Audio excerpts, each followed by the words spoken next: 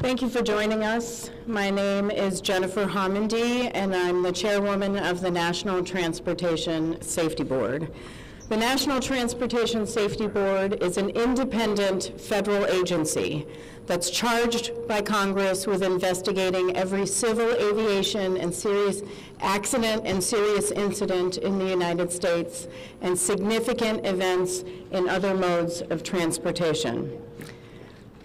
I want to start by expressing our deepest condolences, our sympathies on behalf of the entire board for those who lost loved ones in this terrible tragedy. Our thoughts, our prayers are with you. Entire communities were affected, and we are thinking of you. With me today is Bryce Banning.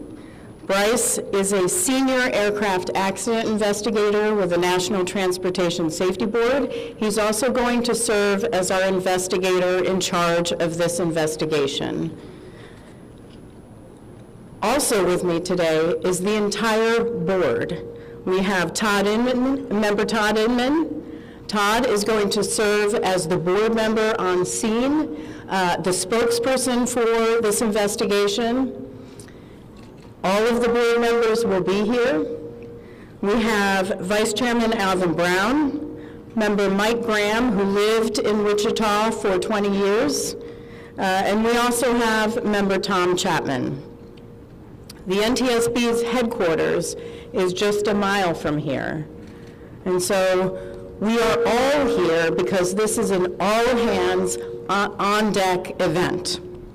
And we're here to assure the American people that we are going to leave no stone unturned in this investigation. We are going to conduct a thorough investigation of this entire tragedy, looking at the facts. Now, with that, I want to level set. When we go to the scene, and we were here last night, we allow the responders to do their important safety mission, which in this case was search and rescue and recovery. We stand back to allow them to do their important safety mission. And so this, for us, is our first full day on scene with our entire crew coming together. We have about nearly 50 people on scene, and in addition to our resources back at headquarters in our labs and throughout the agency. So with that said, we are not going to get into specific facts in this press conference. I want to level set here. We're going to get into our investigative process. As we are able to confirm factual information, we will provide that.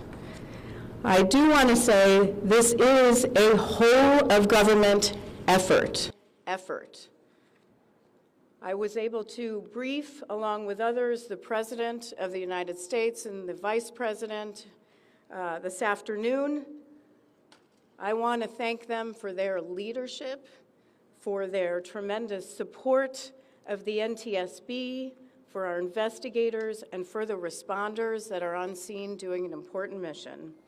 I also want to thank Secretary Sean Duffy, who I was communicating with early on after we first got word of this tragedy. We've been working together throughout the day, along with his team at the DOT and within FAA. I also want to thank Secretary Pete Hegseth, who was also integral in working with us today. Chris Rocheleau, the acting administrator of the Federal Aviation Administration. We've heard from many members of Congress on both sides of the aisle, and so I will say this is a tremendous, one more time, whole of government effort. I also want to take a moment and thank the many, many responders that have been on scene. It has been an incredible effort. And I will have a full list that I will provide, that we will provide tomorrow, but I do want to thank them for all their work. With that, I'm going to turn it over to Member Inman for additional remarks.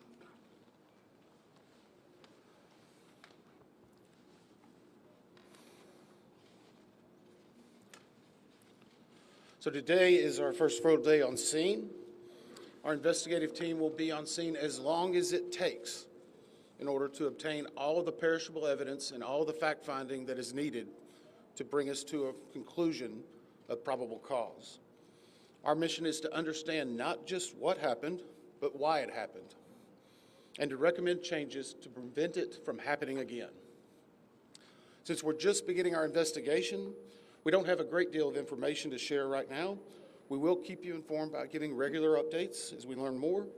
Our intention is to have a preliminary report within 30 days, and the final report will be issued once we've completed all of our fact-finding and investigation. Now, we will not be determining the probable cause of the accident while we are here on scene, nor will we speculate about what may have caused this accident. Today, we will be going and having an organizational meeting and establishing our parties to our investigation. We currently have the following parties that are already identified: PSA Airlines, GE Aerospace, Sikorsky, FAA, NACTA, which represents the air traffic controllers, ALPA, which represents the pilots, Army, AFA, which represents the flight attendants. The Transportation Safety Board of Canada will be an accredited representative under Annex 13 of ICAO. They will be supplemented by MHIRG as a technical advisor. They were previously known as Bombardier. The NTSB offers this party status to those companies, government agencies, and associations that have employees, activities, or equipment involved in the accident. We offer that because they will provide technical expertise and relevant information supporting the development of the best possible factual record. Once they join this investigation, they are not permitted to release documents or talk publicly about the investigation without the consent of the NTSB. So I want to stress this. It is only the NTSB that will provide information related to this investigation, with one exception. Regarding the fatalities that occurred, that notification will be handled by the DC medical examiner. We will not be discussing fatalities or names. That will be handled by them as the proper authority. So we want to talk a little bit about our process. We will analyze the facts and determine the probable cause of the accident, and then issue a report of those determinations. I also want to talk a little bit about some additional people that are here with us, and they're very important to us, and that is our family assistance group. Later today, we will be briefing the families. We normally try to do this before a media event, but in this case, they're still arriving. Our family assistance specialists are already working closely with local officials and others to help assist them in their efforts to support everyone that's affected by this accident. And let me just reiterate what the chair said. A loss of life in an aviation accident is very unusual in the United States, and our heartfelt sorrow goes out to everyone that's affected. It affects us, it affects everyone around us. There are a lot of people hurting today. We will help find out what happened. We will do it factually, and we will do it accurately. As part of this, we are going to be standing up some specific working groups. Those working groups will be operations. They will be looking at the history of the accident flight and crew members' duties for as many days before the crash as appears relevant. We'll be forming a structures group, which will be the documentation of the airframe wreckage and the accident scene, including calculation of impact angles to help determine the plane's pre-impact course and altitude. We'll have a power plants group. They will do the examination of the engines and the engine accessories. We'll have a systems group. They will study the components of the plane's hydraulic, electrical, pneumatic, and associated systems, together with the instruments and elements of the flight control system. We'll have an air traffic control group. They will do reconstruction and review of air traffic control systems provided to and including acquisition of pertinent flight track surveillance information, what you might typically think of as radar or ADSB, along with controller pilot communications.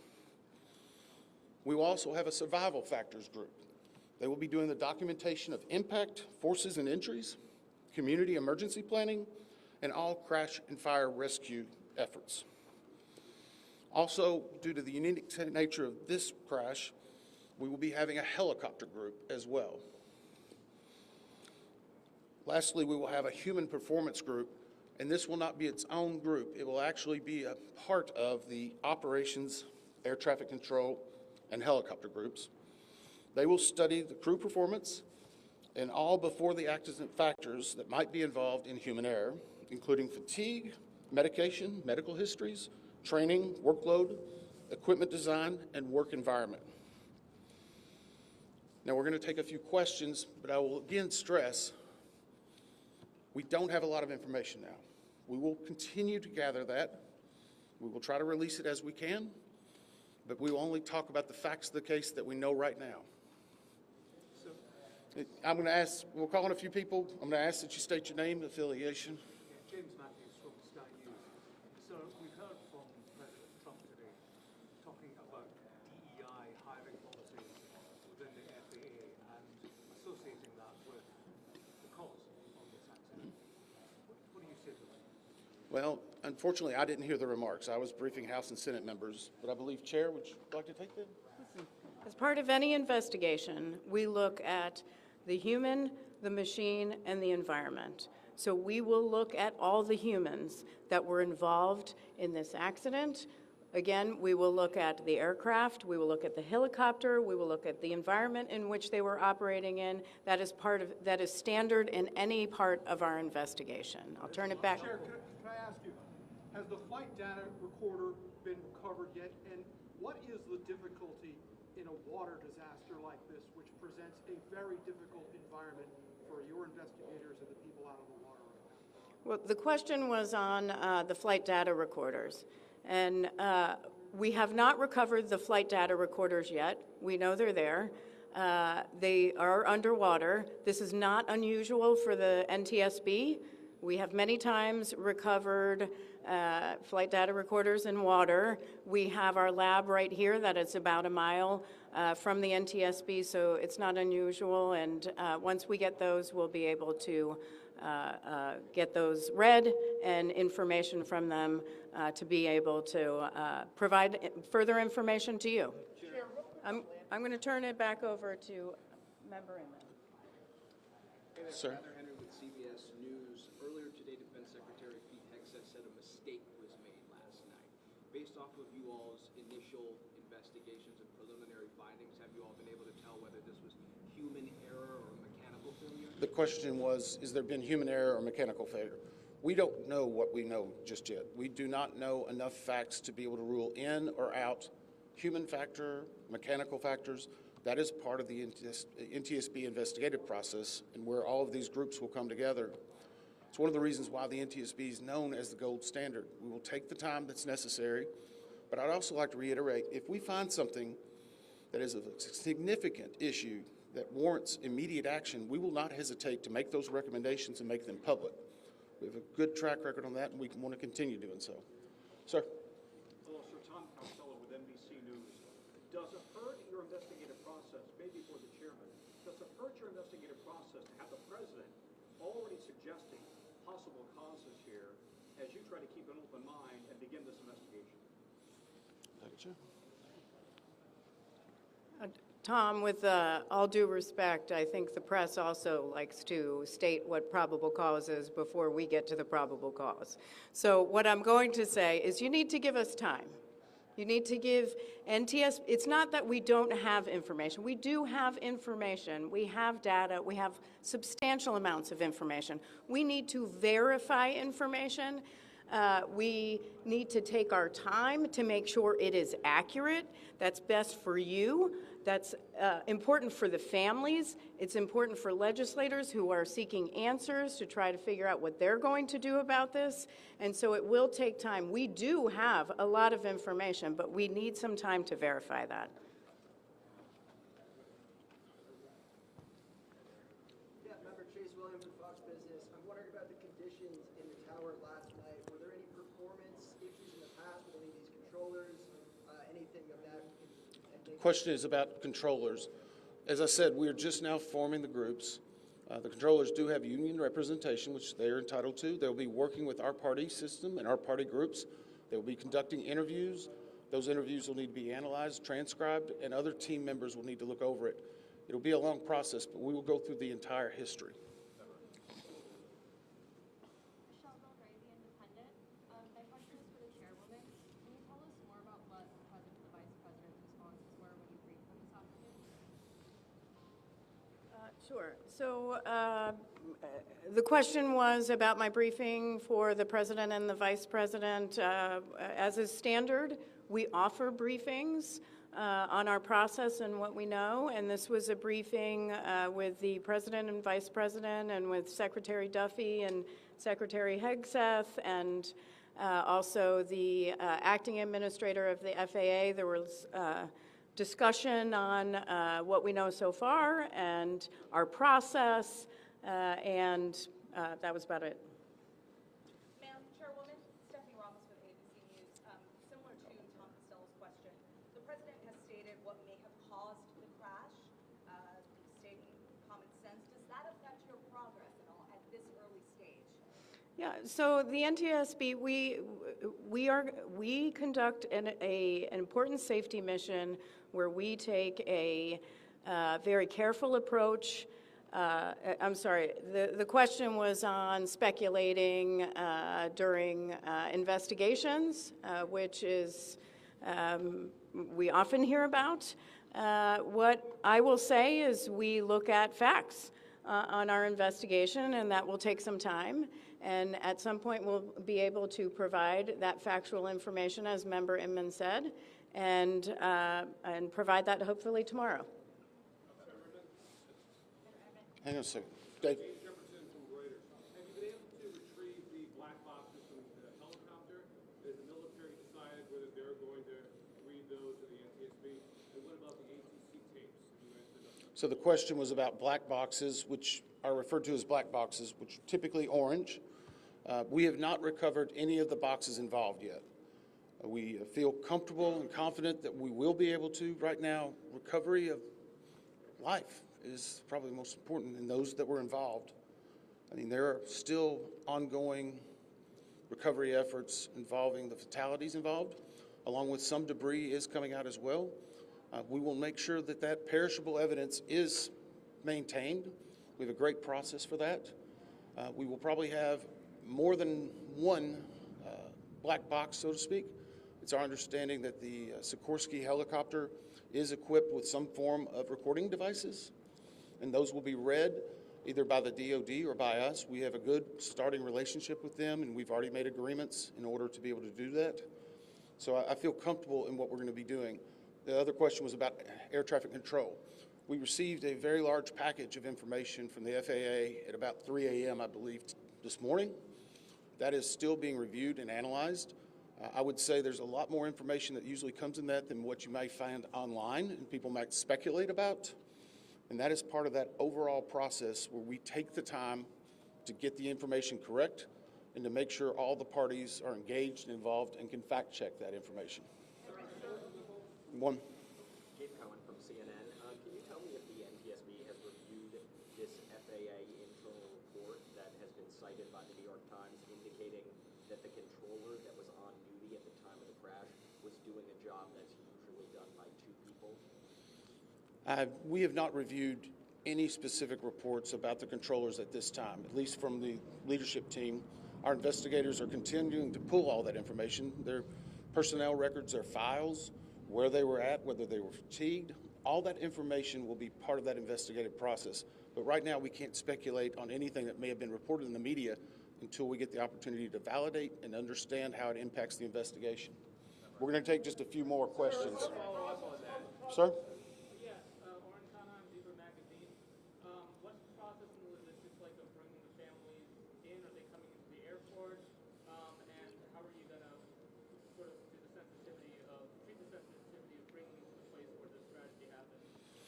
So the question is about the families.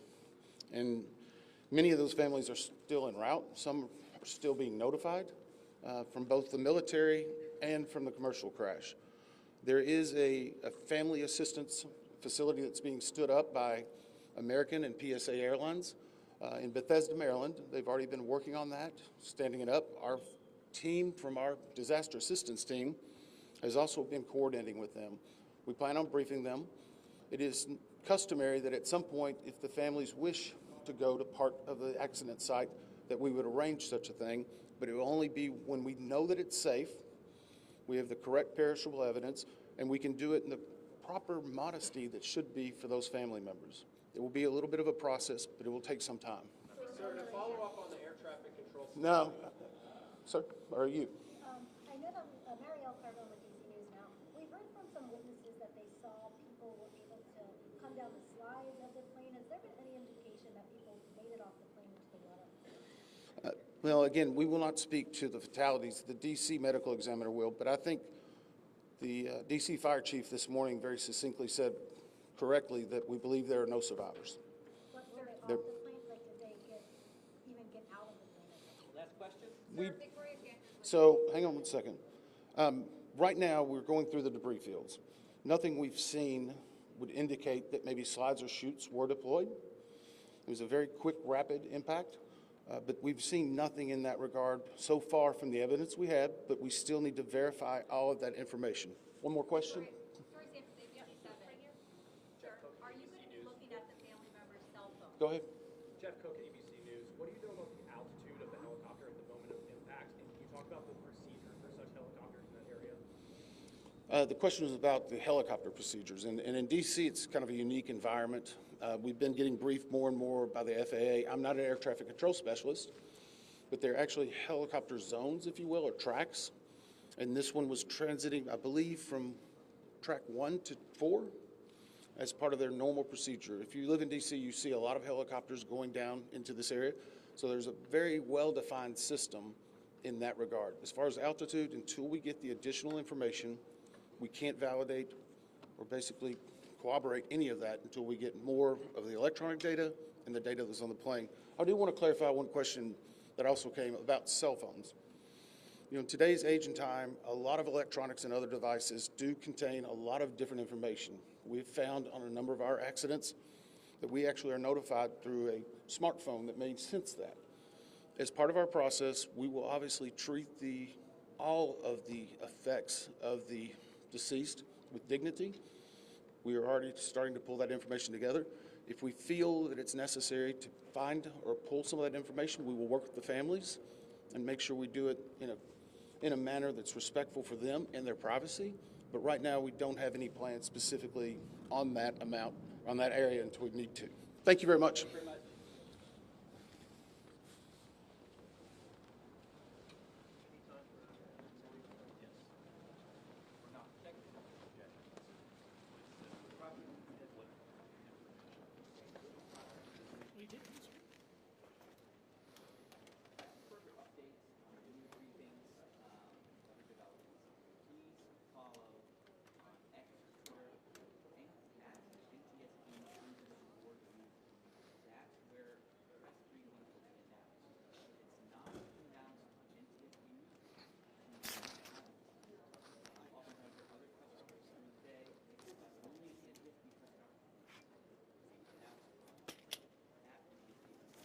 Will this be the location for the future ones? As far as we know, this will be the location for the briefing. Are we expecting anything else today? Nothing that we know of. If we do have, Do you have the sound?